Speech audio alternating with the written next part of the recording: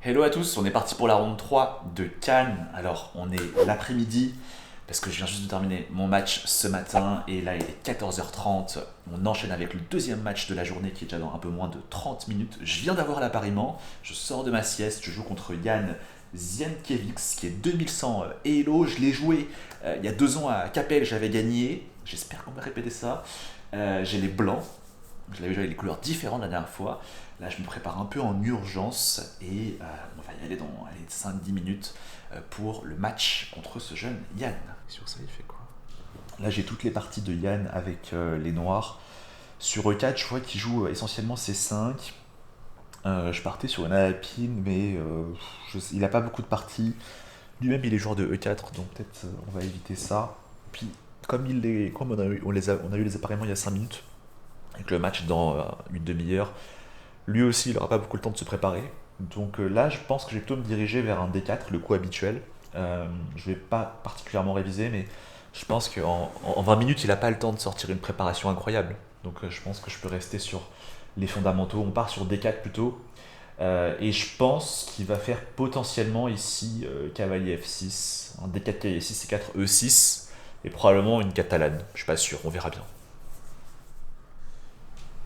J'ai l'impression qu'il n'est pas super. En fait, quand tu commences ta partie avec D4, ça peut souvent Enfin, quand tu commences ta partie avec D4, ou bien C4, ou bien cavalier F3 au premier coup, souvent ces trois premiers coups peuvent transposer dans les mêmes ouvertures. Donc des fois, tu peux commencer avec le premier coup cavalier F3, avec comme objectif de transposer dans une ouverture de D4, et l'autre s'y attend pas. Tu vois? Ça se trouve, si tu avais commencé par D4, finalement, il aurait fait comme d'habitude. Donc en fait, là, j'ai l'impression que je peux le piéger peut-être en commençant, peut-être en modifiant un peu mon ordre de coup. Tu vois. Tu commencerais par quoi? Bah, peut-être D4 cavalier F6, et là, je joue pas C4, mais je joue cavalier F3. Et là, sur E6, maintenant G3. Donc en fait, c'est une sorte de catalane, mais j'ai pas encore joué C4, donc peut-être ça peut le faire paniquer un peu, je sais pas. Et je me garde en réserve le C4 pour transposer dans la catalane quand ça m'arrange, peut-être. À voir, peut-être je peux faire ça. C'est l'heure, ça s'arrête jamais. Voilà, je sens bien là. J'ai les blancs, autre joueur que j'ai déjà battu à Capelle. Je sens bien là. Ça va et vous? C'est une légende des échecs. Et il a secondé, c'est ça, Garry Kasparov. Et il a été champion de l'URSS, je crois. De la France aussi. De la France aussi. L'URSS 81. Non, désolé. 77. Ah, désolé, j'ai pas les refs. Ça a déjà commencé, je crois. On est en retard.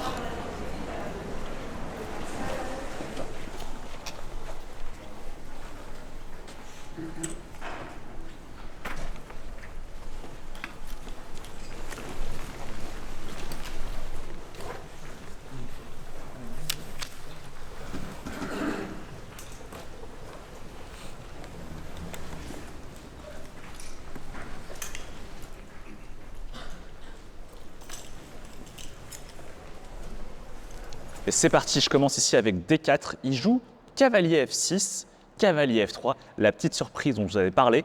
Il joue ici E6 et je joue G3, D5 et ici fou G2.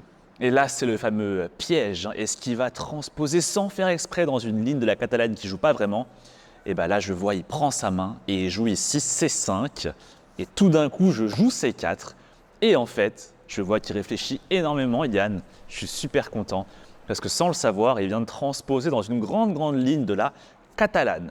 Il joue du coup ici D prend C4. Ben moi, je blitz tout parce que c'est ma préparation.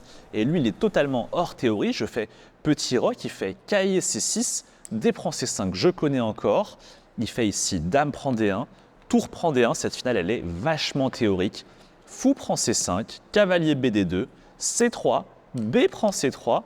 Et ici, il joue A6. À ce moment-là, je crois que j'ai déjà presque 40 minutes d'avance à la pendule parce qu'en fait, cette position, je l'ai déjà beaucoup travaillée. Et Yann, sans faire exprès, il joue quelque chose de théorique sans le savoir. Alors ici, cahier B3, j'attaque le fou en C5, il revient ici en E7. C4, pour prendre un petit peu ce centre. Il fait ici petit roc, et là, je joue fou B2, je développe mon fou. Et là, je vois Yann, qui a déjà plus qu'une trentaine de minutes, prend sa main et joue fou D7 et je suis totalement choqué.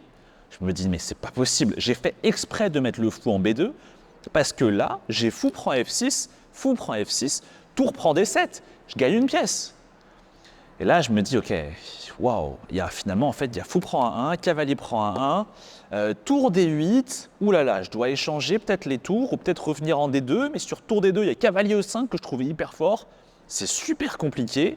Et si jamais je prends en D8, le problème, c'est qu'il menace tour D1 échec. La tour s'infiltre. J'ai certes 2 pièces mineures pour la tour, mais je trouve qu'il a énormément de contre-jeux et j'avais du mal à évaluer ça. Et je me dis, oh là là, il a vraiment de la chance, hein. Et du coup, le problème, c'est que ça me fait perdre beaucoup de temps à la pendule. Je passe de 1h30 peut-être à, je sais pas, 40 minutes, moi aussi. Et finalement, je joue autre chose. Je joue ici cavalier E5, juste pour ouvrir la diagonale de mon fou G2. J'attaque le fou D7. Il défend avec tour FD8.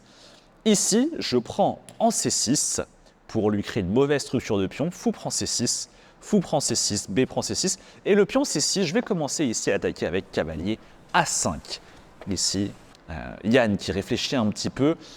Là, c'est chaud pour tous les deux. Hein. On est à combienième coup? On est ici au 17e coup et on doit avoir chacun une 25 minutes à la pendule pour 22 coups à jouer. Donc, c'est très chaud. J'attaque ici le pion en C6. Il le défend avec tour A, C8. Et là, je me dis, ok, je pense que cette position, cette structure de pion, elle est meilleure pour un cavalier et je pense qu'elle est mauvaise pour un fou. Donc, je me lance dans ici fou prend F6. Il fait fou prend F6, je fais tour A, B1. Et en fait, moi, je joue le cavalier, lui, il joue le fou. Et en fait, mes pions, ils sont sur case blanche. Son fou de case noire ne peut jamais attaquer mes pions. Et la position, elle est un petit peu fermée. Donc, je pense que le cavalier est plus fort que le fou. Du coup, je rentre dans ça et je sens qu'il est un petit peu mal à l'aise. Il commence à réfléchir pas mal. Il joue ici roi F8. Et là, j'ai un plan en tête. Je me dis, ok, j'aimerais beaucoup m'infiltrer sur la 7e rangée avec tour B7. Mais le problème, c'est que la tour ici, en D1, elle est en prise.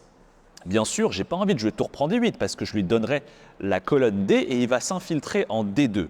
Du coup, qu'est-ce que je fais? Je me dis, je vais jouer roi F1, E3, roi E2, défendre cette colonne D et comme ça, après, je pourrais infiltrer la tour en B7. Et du coup, je fais ici roi F1. Yann réfléchit pas mal, il ne sait pas trop quoi faire et il joue ici G5 pour prendre l'espace au niveau de l'aile roi. Je veux empêcher un peu ça, je joue G4 et là, il se lance dans une aventure folle, H5. Je suis un peu surpris, moi j'y crois pas trop, je me dis c'est juste un pion qui est en prise, donc je fais ici G prend H5 et il joue ici roi G7. Je me dis ok, en fait c'est peut-être assez intéressant. Peut-être qu'il veut jouer roi H6, roi prend H5 et commencer à infiltrer son roi via la colonne H. Je continue ici mon plan E3, vous savez, pour jouer roi E2, comme ça on défend la tour D1 et après on s'infiltre en B7 avec la tour B1. Donc je joue ici E3 et ici, qu'est-ce qu'il a fait? La partie est tellement longue, je m'en souviens plus. Il joue ici C5 parce que le pion était attaqué ici en C6 par le cavalier A5. Et je joue roi E2, c'est mon plan. Ici, il prend une fois en D1, je prends de la tour. Donc je suis content, là j'ai la colonne D pour m'infiltrer. Mais son idée en fait, c'était ici de jouer fou C3 pour attaquer le cavalier A5. Et là, je me dis, c'est bizarre ce qu'il fait. J'ai cavalier B7 suivi de tour D7. J'ai l'impression que là, je vais m'infiltrer de façon décisive. Là, je suis super excité. Je me dis, je vais gagner cette partie, c'est sûr. Je joue cavalier B7. Il joue ici fou B4 pour défendre le pion C5. Je joue tour D7. Il fait tour H8. Là, on n'a plus que quelques minutes à la pendule et il y a 13 coups à jouer. C'est super chaud. Je fais K D6 pour attaquer le pion F7. Il fait tour prend H5, tour prend F7 et ici roi G6. Et là, moment critique, je sais que la position elle est gagnante parce que son fou est très mauvais, mon cavalier est monstrueux, sa structure de pion est horrible, je sais que je suis gagnant. Et là, je vois une séquence incroyable. Je me dis, tiens, c'est marrant, ce fou B4, il manque de cases, il peut se faire enfermer.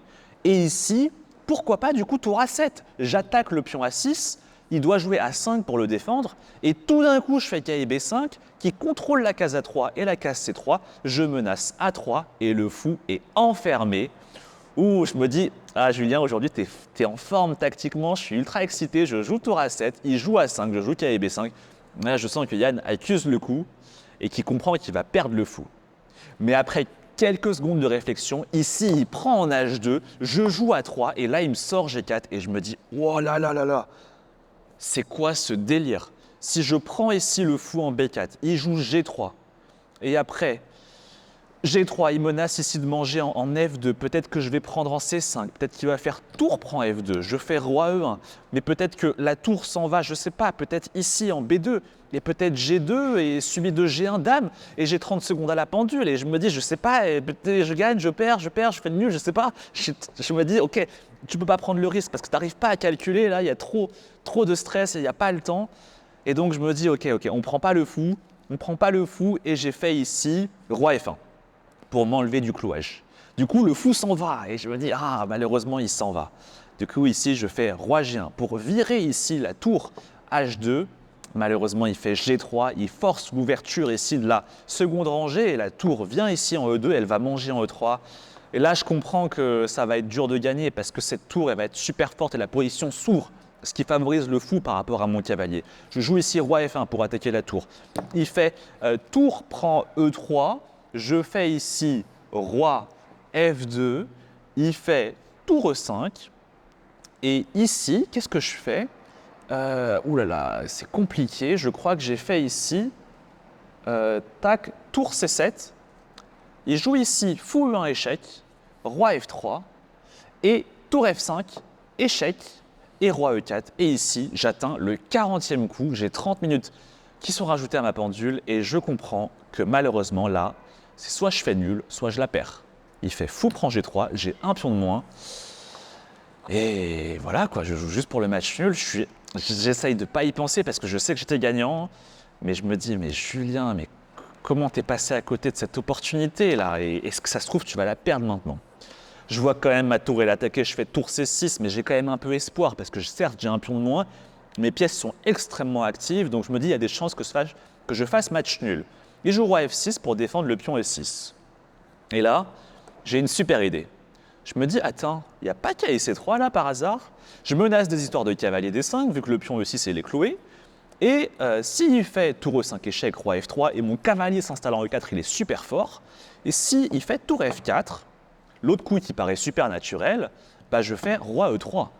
Et en fait, sur tour prend C4, là, je vois la super fourchette cavalier E4 qui gagne une pièce parce que j'attaque en même temps le roi F6 et le fou G3. Là, je suis super content et je me dis, bon, bah, et s'il ne fait pas un de ces coups de tour, bah, je suis juste en position de domination hein, parce que mes pièces sont très actives. Donc là, je fais K et C3. Après quelques minutes, Yann joue tour F4.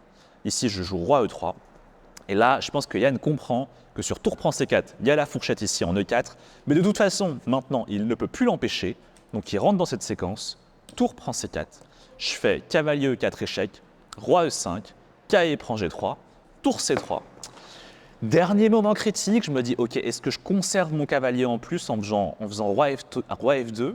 Mais le problème, c'est qu'il joue roi D5, attaque la tour C6 et défend en même temps le pion C5. Donc comme ma tour s'en va, il mange en A3.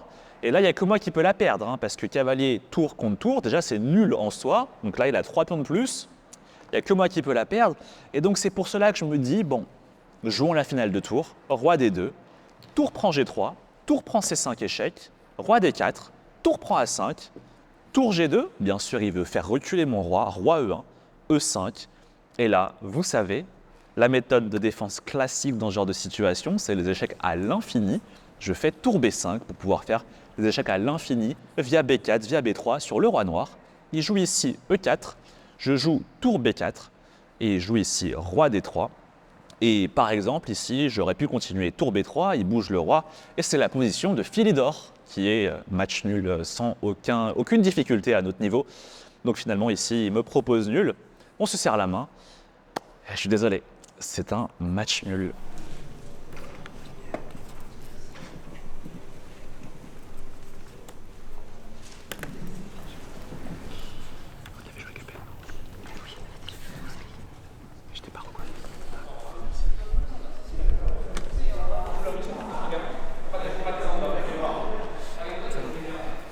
Ouais. Ah, c'est dommage, j'étais gagnant. C'est dommage. À un moment, j'ai une finale gagnante. et je vois que je peux gagner une pièce. Et en fait, le gain de la pièce, c'est dangereux. Et quand j'ai vu ta posite et la façon dont tu as joué, c'était tellement pour faire nul. Alors, il a proposé nul au 15ème, j'ai refusé. Bon, ok, j'ai fait match nul. Ethan qui est là a gagné. Et Lucas qui est juste derrière a fait match nul contre un plus fort aussi. Donc plutôt bonne journée. Et moi j'ai 2 sur 3, donc vous savez c'est pas non plus incroyable. Mais Ethan m'a rappelé que j'avais 0,5 sur 4 à Hello Brégate. Donc finalement c'est quand même un super tournoi que je suis en train de faire, donc je suis content. Ah, il y a pas rien. Ah, parfait. Ok. Je suis pas sûr que vous ayez envie de voir. Ah, On joue non. ensemble. Non. On joue ensemble. C'était sûr que ça allait arriver. C'était sûr que ça allait arriver. On joue ensemble. C'était sûr que ça allait arriver. Ouais. Non, mais du coup. Bah je suis un peu dégoûté, je jouais Ouais, en vrai on est dégoûté premier degré. Parce qu'on est venu là pour jouer des autres et du coup là on se joue. Donc déjà la prépa, Arrête de faire genre t'es sérieux maintenant. Non mais je sais pas. Je sais pas déjà si les prépas on va essayer de se cacher un peu, tu vois. Genre il va pas laisser son ordi grand ouvert dans le logement, tu vois. Ouais. Ok, bon bah bonne chance. Bah non. Il me propose la nulle. C'est-à-dire tu vas proposer nul? Non. Moi je veux le gain, j'ai le blanc. Bah c'est ce que tu as fait la dernière fois et on se rappelle du résultat. Tu dis non. Ah si, c'est bon. Faut que tu recalcules ou ça. Skyjo? Allez. Double ronde, c'est vraiment horrible. Allez, on va rentrer la partie, voir si on a bien joué. De toute façon, je sais que j'ai mal joué, mais... Tu vois, c'est là. Ouais, là, ça devient gagnant. Voilà. Tu vois, là, on est sur du plus 2.7. C'est exactement le chiffre que j'ai dit à Nicolas. À Lucas. Dans la rue. Ouais, voilà, c'est ça. C'est ça. Ouais, c'est exactement le... Tu vois, là, putain, je lui ai dit, je suis à plus 3. Si je joue la domination, je les rentre après chaque match, tu vois. T'es combien de parties? On est 260. Donc, tu vois, c'est depuis... J'ai joué 260 parties longues depuis le 3 janvier 2021. Donc 260, tu multiplies par 4 heures. Ça fait 1000 heures à peu près. Et une journée c'est 25 heures on va dire. Donc ça fait 4 fois 10, 40 jours. En fait sur les 3 dernières années, j'ai passé 40 jours complets devant un échiquier en partie longue. Ça te fait quoi d'avoir cette information? Ça me fait flipper. Pourquoi? Ah, c'est beaucoup quand même. Ça me dit pas pourquoi ça te fait flipper. Bah... Non, en vrai, ça devrait pas me faire flipper. C'est juste que j'assume pas, quoi. Tu vois. Non. Bah... Je sais que tu dis ça pour me faire parler. Non, ça va, je comprends pas. Non, mais parce que moi, je me suis toujours dit que les échecs... Non, mais tu sais, moi, quand j'étais jeune, l'échec, c'était pas cool. C'était un truc de geek, tu vois. Donc, j'ai longtemps caché que je joue aux échecs, que j'aimais les échecs et tout, tu vois. Genre, je sais pas, au lycée, tu disais pas que tu jouais aux échecs, tu vois, c'était pas cool. Donc, je pense que c'est des relents de ce passé qui ressurgissent des fois. Mais en vrai, c'est cool d'avoir passé 40 jours devant l'échiquier. Tu vois. Arrête, tu m'as fait parler là, wesh. Je voulais trop pas dire ça. Je pense pas que je vais me préparer tout de suite parce que demain la ronde elle est à 15h donc j'ai le temps franchement. Donc je suis vachement fatigué. Franchement, tu vois là j'ai joué 4h30. Attends, j'ai dû jouer encore 2-3 heures. Donc ça fait une journée quand même. Tu sais, en plus faire les vidéos et tout donc c'était trop gros. Donc là, dodo je pense. Et puis on verra demain. Et demain, journée spéciale, on joue la personne qui est dans la chambre à côté. Donc on verra. J'espère gagner demain. Donc merci à tous d'avoir regardé cette vidéo. Et on se retrouve demain pour battre son coloc. Ciao ciao. Tu veux faire quoi? On joue à Skyjo. C'est quoi? Parce qu'on aime pas les échecs. Oh. Oh. Un as. Tac, tac, tac. Hop. Tu mens. Putain, bien joué. Ah, t'es chaud. Ouais, je le sentais. Ah, t'es vraiment chaud. Deux rois. Menteur. Non, je pense qu'il ment. Ah, bien joué. Joli. Ouais, il est C'est trop. super. Ah, t'es chaud. Ok.